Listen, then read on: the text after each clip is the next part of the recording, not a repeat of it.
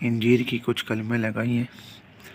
ये तकरीबन कोई 2, 4, 6, 7 ये अपने ही इंजीर के दरख्त से मैंने कलमें काटी थी। कुछ ज़्यादा हो गई हैं थोड़ी सी लेंथ वाइज, और ये जो है ये थोड़ी सी इसको यहाँ से कट करना चाहिए था।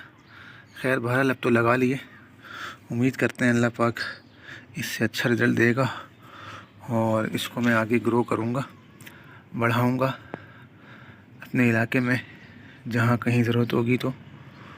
और अगर आप में से किसी को चाहिए हो तो मुझसे रब्ता कीजिएगा, लेकिन अभी नहीं, जब तक ये फूट ना जाए।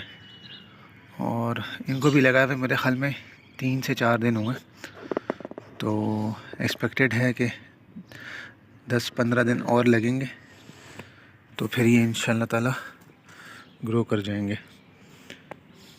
तो मैंने सोचा आप लोगों से शेयर कर लूँ।